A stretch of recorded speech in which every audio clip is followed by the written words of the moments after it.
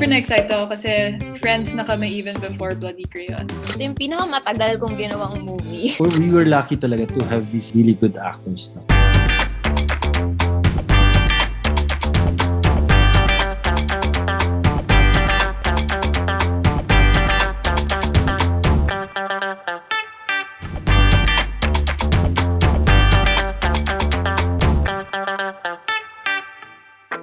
Hindi ko makakalimutan yung kung paano kami naging close ni Janela, ni Sofia, ni Jane. Kami 4 na girls at ang dami namin chika. So, after ma-shoot lahat ng mga nakakatakot na eksena, nakakapag-bonding naman kami after. So, ang saya every time umuwi. Eunice.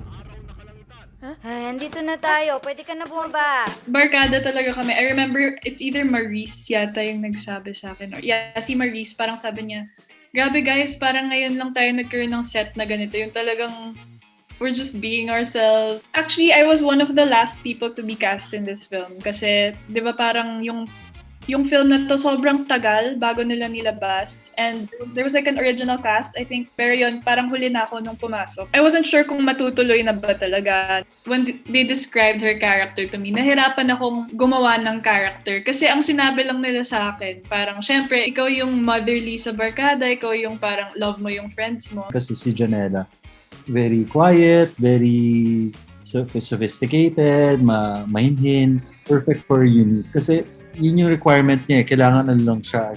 Dapat siya yung compose. Siya yung leader ng grupo. So, dapat mas rational siya mag-isip sa mga tao, sa mga kasama niya. What I like about her is that, she talks to us about her character. Kung meron siyang questions about the character, tinatanong niya kami, yung writers, or directly kay Direk Topel, nagtatanong siya kung anong dapat yung gawin dito. Okay siya na trabaho. Professional, bait. Komportable. Yan. Komportable. I was into the scene talaga, into the character. So, di ko siya napapansin kapag sobrang intense na parang, ay, di ko na ay, may gasgas ako. Parang, I'm so focused. Ang galing mo. Napakagaling. Bakit? May girlfriend ka na? Sobrang excited ako noon. Actually, ang daming pinagdaanan ng cast ng Bloody Crayons. And kami ni Ibes at ni Jane, sa kami sa original cast. At Diego sa original cast.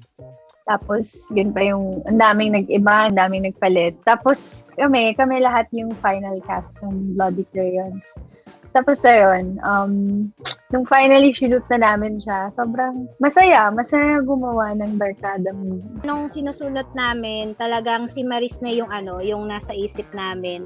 And sobrang na-enjoy din namin kasi alam namin na kumbaga may character itong si Maris na mabibigay talaga na hindi lang pang drama, parang yung mga hirit din niya kasi parang sumasabay-sabay din siya kay Empoy, ganyan. I love Maris! Sobrang I love Maris talaga. Kahit nung previous incarnations pa nung Bloody Crayons, siya na talaga yung standout character kasi ang galing-galing niya talaga ng light siya, pero kaya niya yung takot at kaya niya rin yung drama. Huwag tuwa talaga ako kay Maris. Into the point nung nagka-cast na kami for Block Z, naghahanap na kami ng character para dun sa best friend ni Julia Barreto.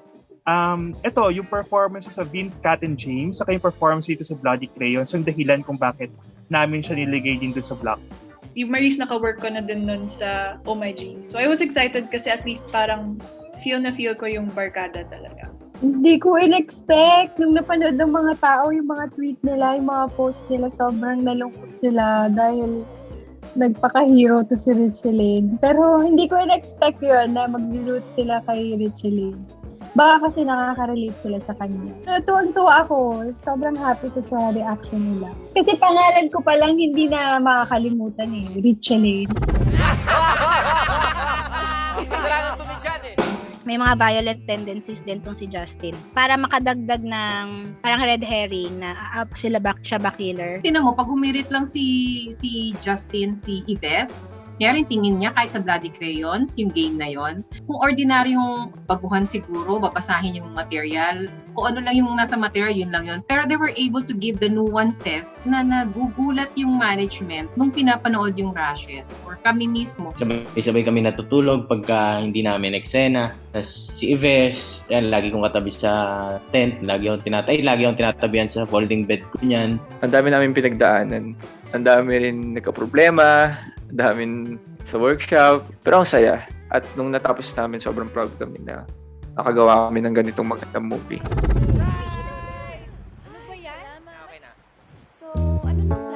Binuo namin yung character ni Kiko based din talaga kay Elmo yan. Part siya ng barkada, may mysterious sa kanya kasi parang ang nasa utak niya lang puro shoot. In fairness naman, siya, very receptive naman siya to comments, and he's very, very eager naman to make adjustments dun sa sa portrayal niya. Nung una, sabi ko, si Elmo Magalona, kasama ko, anak ni Francis M. Tapos nung nakasama ko siya, grabe, sobrang bait. Binigyan niya kami ng t-shirt ng daddy niya, lahat. Lahat meron siya eh. Meron siyang lotion, meron siyang sunblock. Sa kanya kami lahat humihingi. Para kami magkakapatid dyan. Olivia, magpakita ka sa akin! Olivia! Candy is part of the Olivia Marie Candy love triangle. So talagang kailangan ma-write out namin yung character niya doon sa context na yon ng romance subplot nila. Kailangan namin gawin yung backstory eh. Bakit ba nagselos si Olivia at saka si Candy? So dapat i-establish namin sila pala. He's always the one asking me kung anong dapat niyang gawin. So, ano ko nararamdaman na he's focused. He's into it. Okay. Marie, wag na. Marie. Ayun, for Marie, may pagka-bit pero hindi labas na labas. Mataray, snobbish, no, ganun. So, ganun namin dinevelop yung character niya. Kaya, nilagyan naman namin ng soft part where maawa ka sa kanya nung mamatay siya. It balances naman yung appearance niya dun sa pelikula. Napapansin ko kasi talagang nakikinig din siya kay Derek and dun sa mga kung paano niya aatakihin yung character niya. Ayun. Ang ganda niya dineliver, diba? Top 1 to yung death scene na yun eh.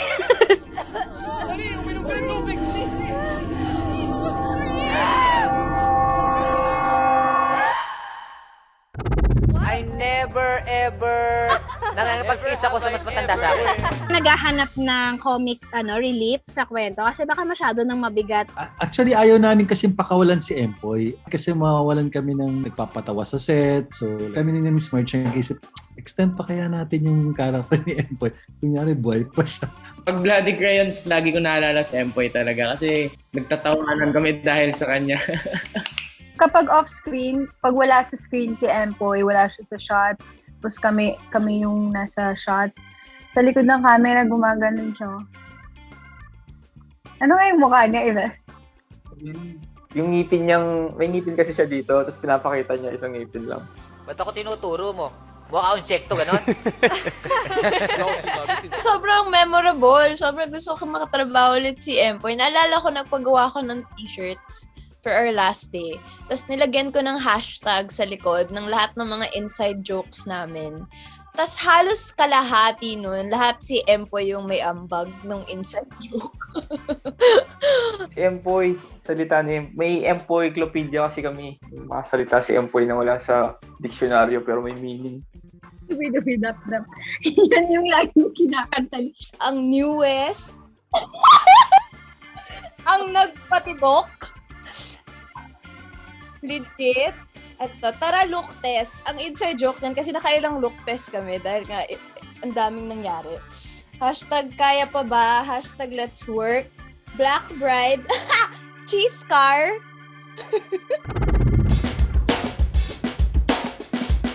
As in, gusto ko po talaga yung bagong istorya naman yung nakikita nila, napapanood nila. Unang-una, parang kami yung first na ganyan yung story ng movie na pinalabas noon. Hanggang ngayon yung Bloody Crayons, hindi pa din nawawala, pinagmamalaki ko pa din siya. Yung character niya, parang ang na dito, observer, ganyan, kaya ang daming mga moments na tahimik lang siya, wala siyang dialogue. Kaya galit na galit si Jan noong time na yun, na parang bakit niyo ako pinagbibintangan na ako yung pumatay. May eksena before mangyari yon na ganun yung tingin nila sa akin kasi tinutukan ko ng baril. Si Ives nung time na yon, pinagbintangan niya ako na ako yung killer, ganyan-ganyan. Ayun yung pinakabubog ko kasi talaga na hindi. Kaya galit na galit ako sa kanila nun. Kasi sa flash ko, binaril yung kapatid ko sa harapan ko nang wala akong nagawa. Kasi ako, andun lang naman ako para makisama. Kalmado lang si Ronnie. Naka-friend siya ng lahat. Doon pa lang po sa mapasama ako sa mga lead cast, And bukod doon, after nung VKJ ko, pinagkatiwalaan pa din ako ng Star Cinema na mabigyan ng ganong kagandang storya ng movie na pelikula. Maka-experience ng ganong kagaling na director. Isa sa mga movie ko na mapagmamalaki ko talaga, yung Bloody Crayons.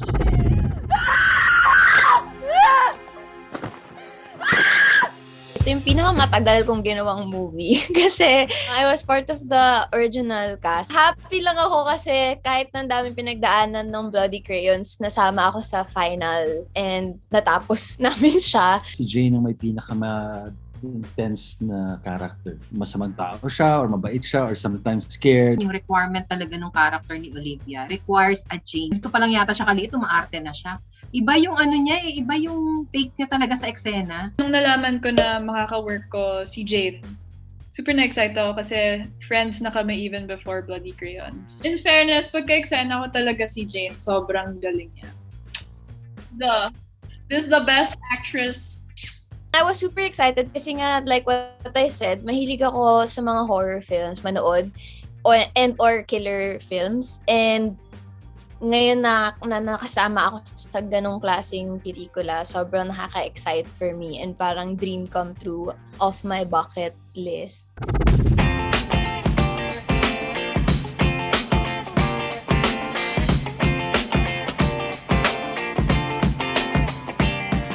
Feeling ko fun yung character ni Maurice. Actually, that was also my answer, but now that you answered that, ako na lang si Gerard. Ako, curious ako kung paano ko gagawin si Olivia. So, pipiliin ko yung role ni Olivia. Si Ma'am Pedring.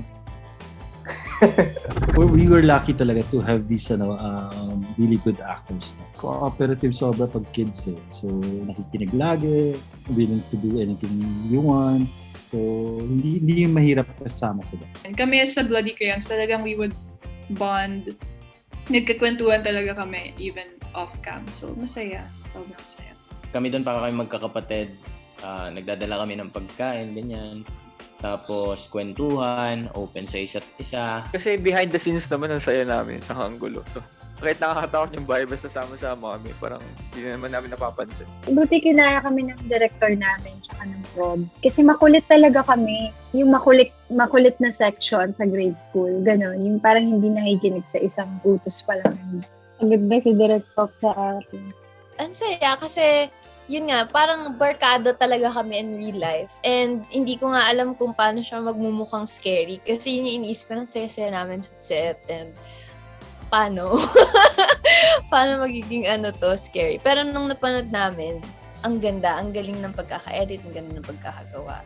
Ang saya magkaroon ulit ng barkada film. Parang Bloody Crayons 2? Na-joke. So dito na tayo! Best summer ever! Feeling ko si Empoy. Kasi kahit sa personal, ang chill niya lang maglakad, para hindi siya tumatakbo. Never ko pa siya nakita ng tumakbo. Feeling ko sa takbuhan hihingalin agad to. May mga gusto ba kayong malaman na secrets from Bloody Crayons? Don't worry kasi marami pa kaming i-reveal. Watch out for more episodes of Star Cinema's Secret Movie Files.